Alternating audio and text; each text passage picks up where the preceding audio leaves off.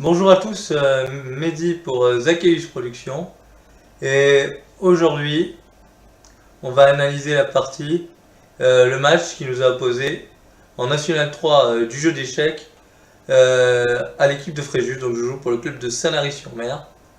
Et donc voilà, un match contre Fréjus. On va tout de suite commencer par le premier échiquier. Notre ami Claude qui va l'emporter contre le très fort Fabrice. Une belle partie de Claude qui mérite amplement sa victoire. Pas grand chose à dire sur cette partie. Fabrice a été complètement outplayed. L'autre a vraiment. Enfin, Claude a vraiment très bien joué. Pas grand chose à dire. Deuxième échiquier, notre joueur Julien, donc avec les pièces noires, va être complètement dominé par Gilles, un sympathique joueur dracénois que je connais bien. Donc qui va faire une super partie, qui va mériter sa victoire amplement. Au troisième échiquier, je reviendrai sur la partie plus tard, parce que c'est la dernière du match. Donc voilà, au quatrième, Jeff, notre joueur, va faire une super partie. Il va faire une nulle contre Michel, un joueur mieux classé que lui, que je connais assez bien, il va faire nul. Donc c'est bien. Très bonne, très bonne performance de Michel, de Jeff, qui était même un peu mieux à un moment. Au cinquième échiquier, Arnaud va l'emporter contre un bon joueur assez rapidement, donc c'est une belle victoire. Au sixième, c'est ma partie que je comptais vous commenter, mais elle est tellement mauvaise, j'ai tellement joué comme une buse que c'est même pas la peine de vous montrer ça. Voilà, j'ai perdu une qualité dans l'ouverture et j'ai rien pu faire. Vraiment une mauvaise partie de ma part, alors que j'étais pas si mal si je jouais le bon coup, quoi. Donc c'est vraiment décevant.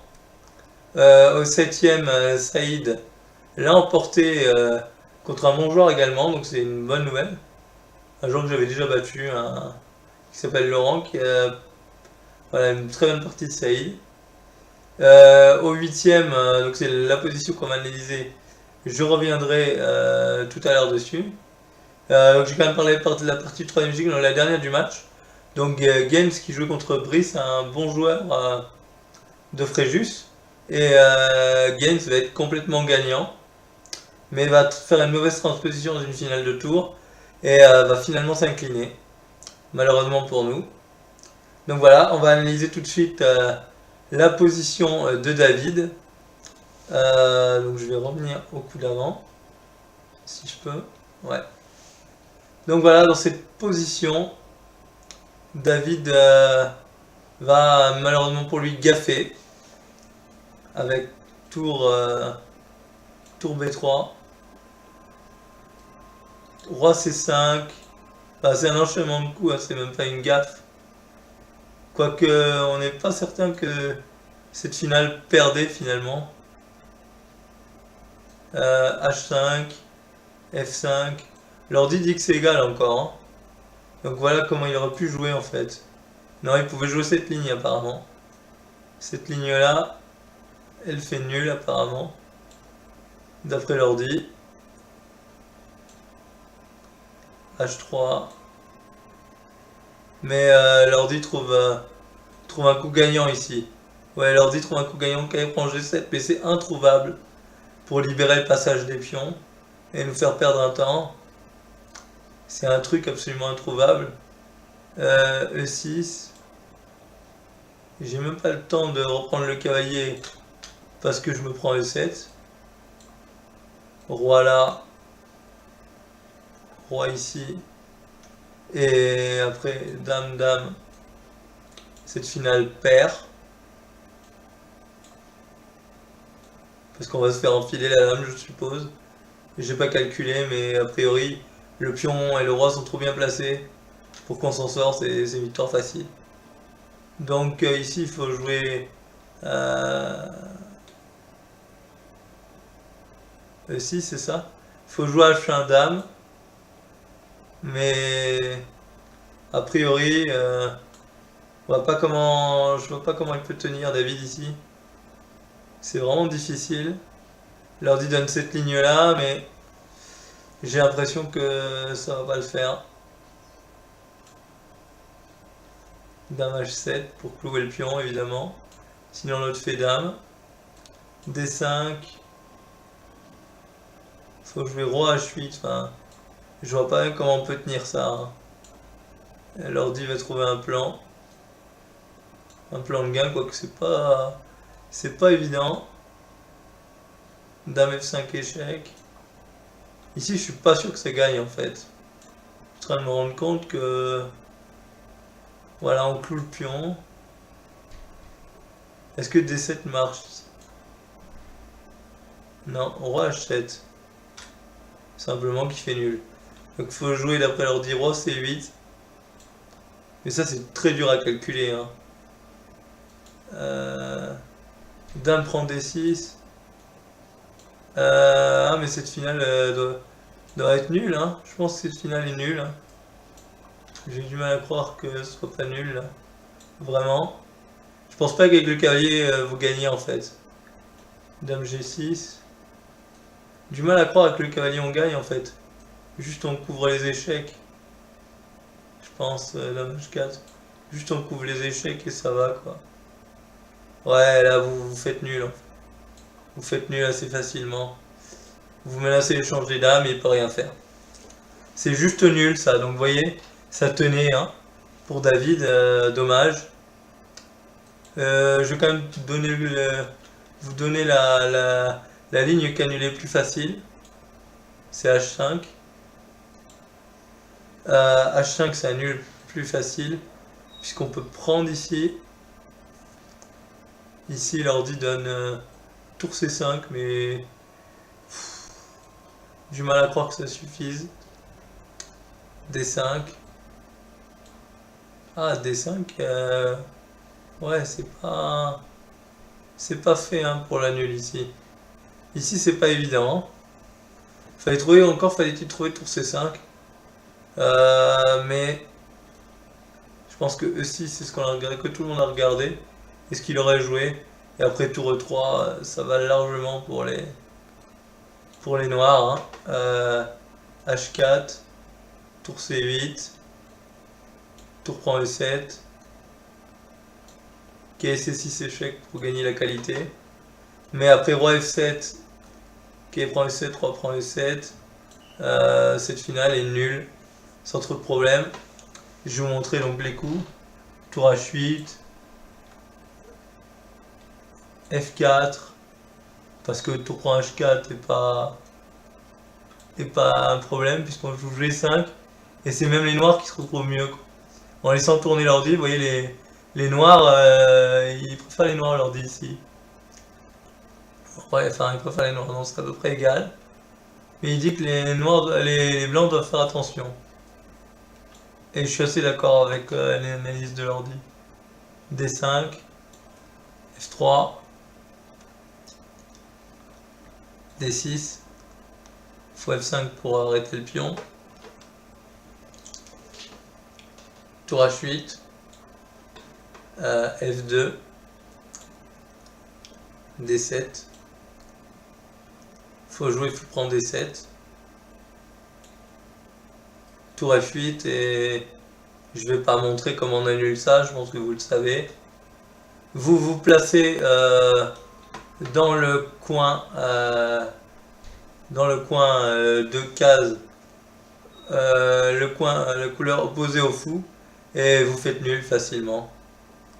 Là, en plus là il y a un pion, donc je pense que c'est encore plus simple. Je suppose, voilà, on pousse le pion. Tour G1 et dès qu'on fait roi F4 ça va. Ça c'est même pas analysable à mon avis. Juste pouvoir faire et donne fou B5 et l'ordi dit qu'il faut faire nul en sacrifiant la tour. Ça, comme vous le savez, c'est une position morte et c'est une nulle. Voilà, donc David qui faisait nul hein, dans cette position sans trop de problèmes. Malheureusement il s'est embrouillé dans les variantes. Je vais montrer ce qu'il a joué quand même. Le coup qui perd. Ici on a vu que H5 faisait encore nul. Mais roi F8 c'est une catastrophe.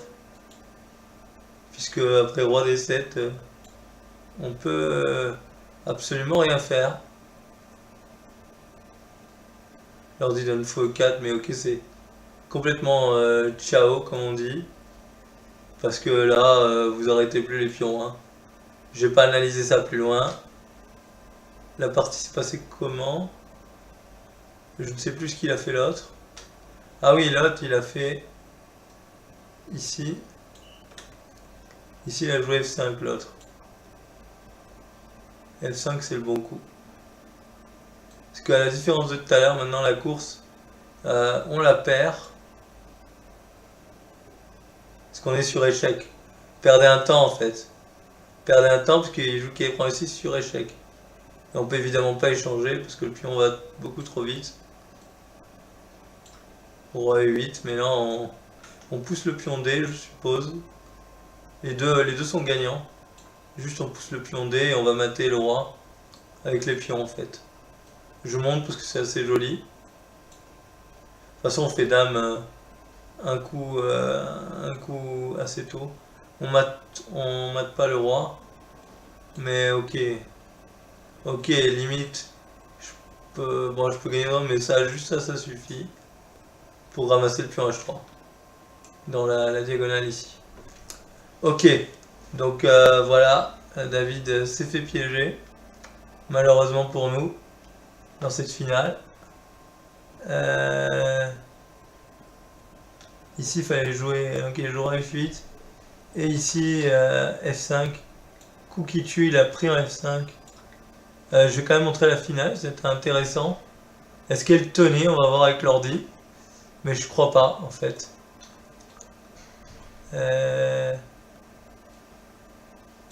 G5. E6.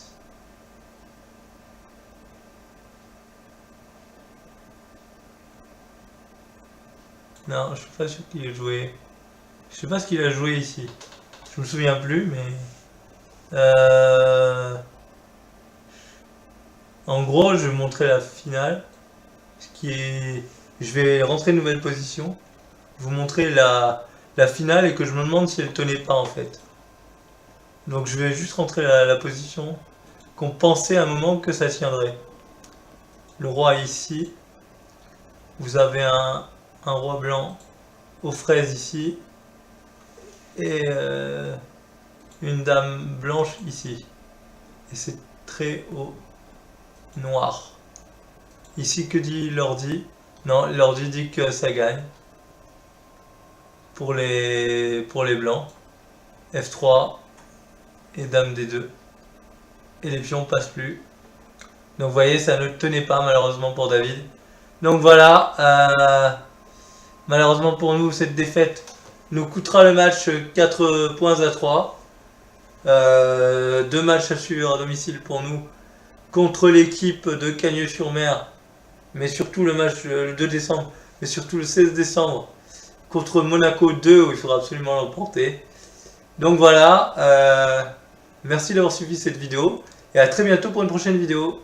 Hi everybody, today I will analyze the match between Fréjus and Sanary-sur-Mer. It's a chess match played in National 3, the 4th level in France. So we will discuss a little bit about the match. After that I will show you the end of the game which decides the match. Okay, let's start. This match was played in Fréjus. I have to admit it's the condition of playing are not so great because the room was next to the SNCF, the train. You have trains who pass and you have a lot of noises. It's very annoying when you play chess. So okay, I really was disturbed by this, but you can't do anything. You're just next to the train and you cannot do something. I think. Okay, that's the game. You have to accept that, and try to play your best chess. Okay, let's start the analysis of the match. At the first board, Claude win a very impressive game against Fabrice, a very good player who was almost 21-50. He played very well, Claude played very well, and just deserved the win. I have nothing to say about this game. At the second board,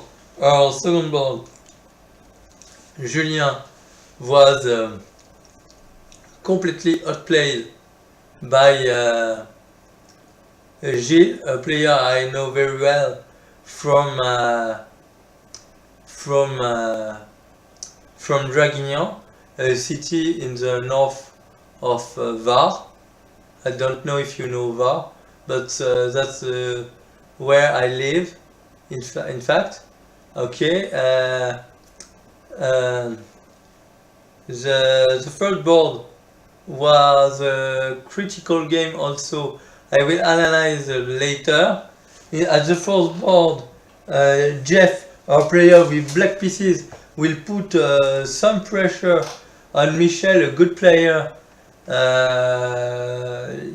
He is under pressure, but the endgame was completely equal and it was a draw. Okay. At the fifth board, Arnaud, our player, played a brilliant game and get an easy win. That's okay. Just outplayed his opponent. I think its name is Alexandre. I'm not sure. Okay. At the sixth board, it's my game. I plan to analyze this game, but I play so bad. I just made a huge mistake in the opening.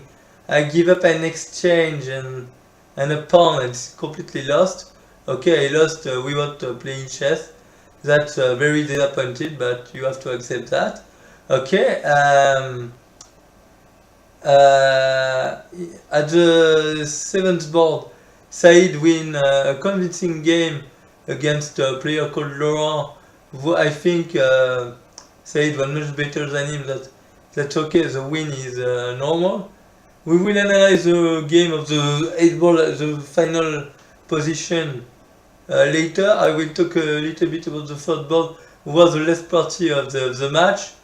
Against our player was completely winning against Brice, a good player from Fréjus, with rated, I think, 2030.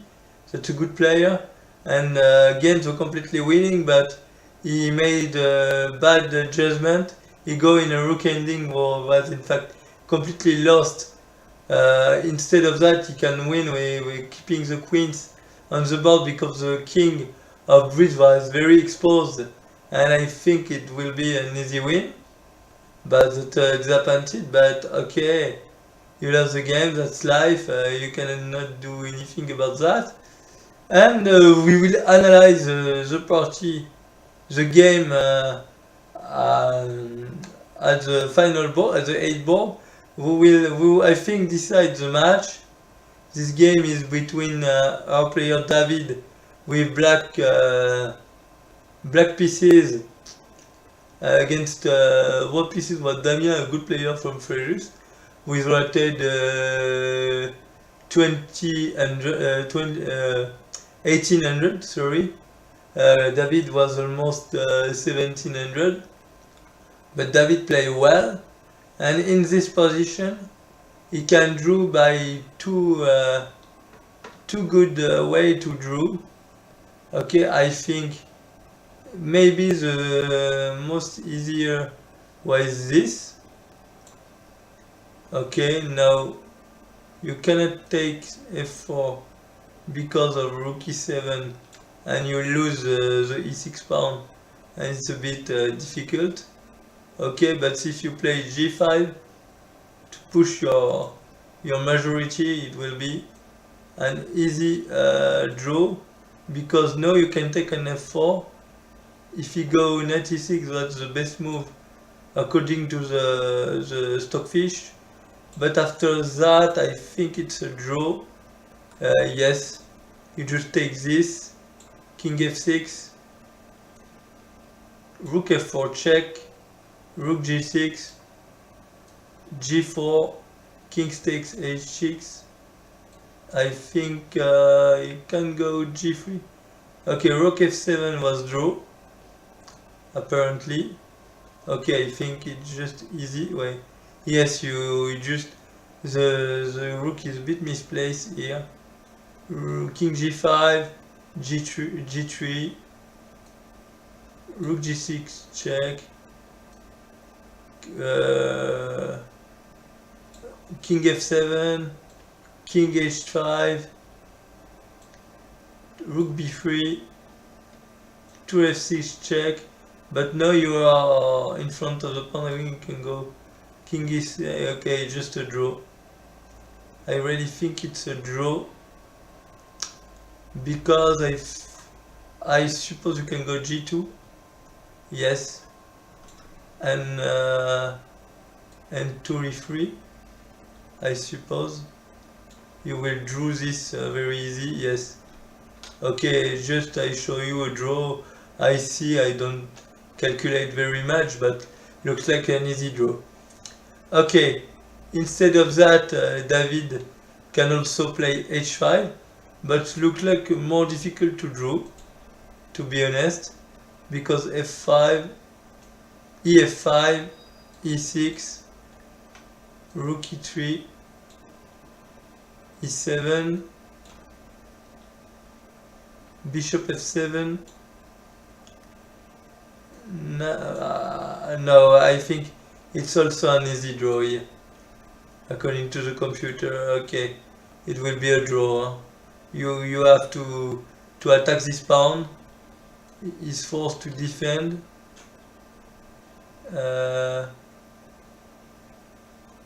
Yes, you maybe lose that apparently.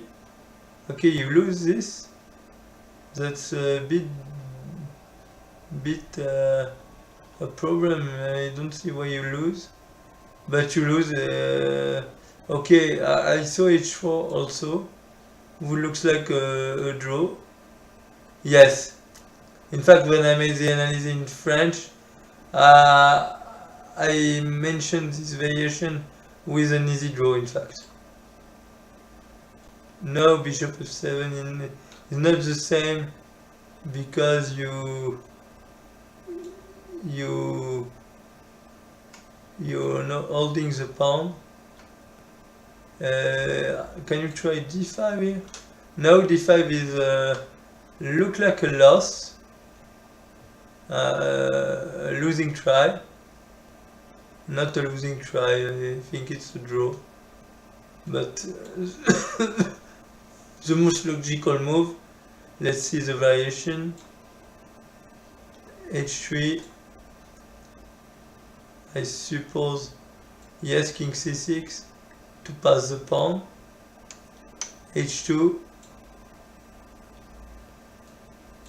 e8 dame, queen, sorry, e8 queen. And now you have to go for this, and I think it's an easy draw. Rook c3, check, king d5, but no, you will never win this. Impossible. You have two options to draw.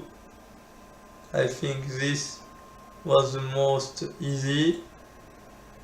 Rook e2, no problem. You just go king 7. If you go rook e7, just king d8 and the pawn is blocked, and it's a draw. Okay, you can try that, but I think this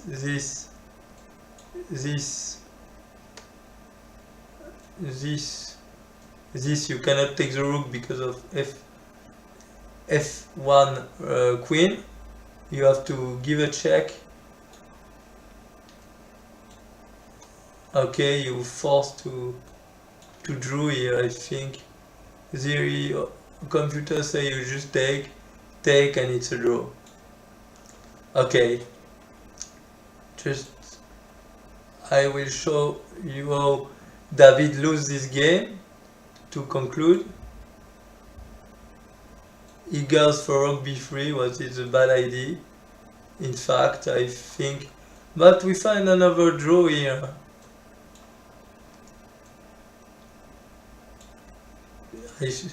I suppose we find another draw. Yes, you can draw by going h5 again. h4, f takes e6, bishop takes e6, knight takes e6, h3, you push the pawn. Now the computer finds a great idea with knight g6 simple to eliminate the pawn, but we will so it's an easy draw by a fortress. We will be a draw. Okay, you go queen h2 check, king d7, queen h3, knight e6,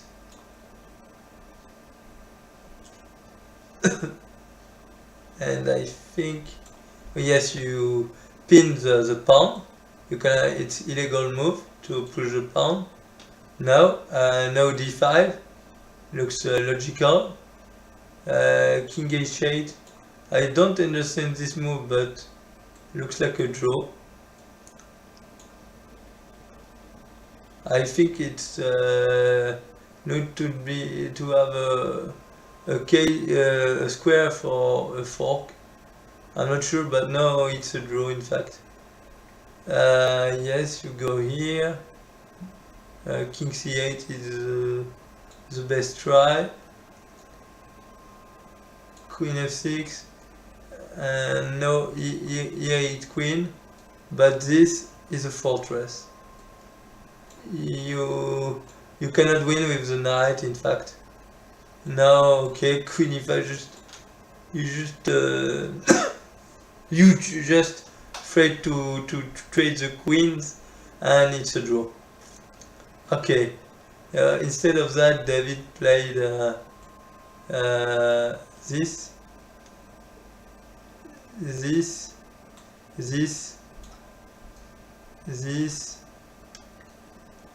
and this, which is a complete loss. King d7, and it's a loss in fact. Now the opponent play more just f5. It's a game in fact, and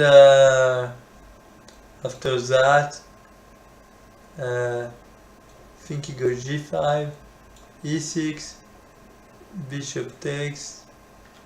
No, he can go for this. He goes. Okay, just I think it's lost. In fact, I will just show you the final position where I think it was a draw, but in fact no. Okay, I just show. I don't remember the game so well at the, but okay, I will just show you how David lose this game. Okay, something like that, and you have a queen here. It's black to move, but you lose this game just going for that, and you lose. The pawn are too far from promotion, so we lost this match 4-3. It's a very disappointing loss because I think Gens was completely winning, and we also not lose the game I show you to you. But okay, that's chess. We have two important games in December.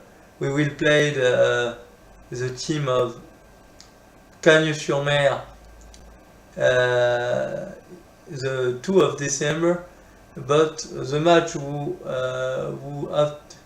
we have to win is the game against the second team of Monaco.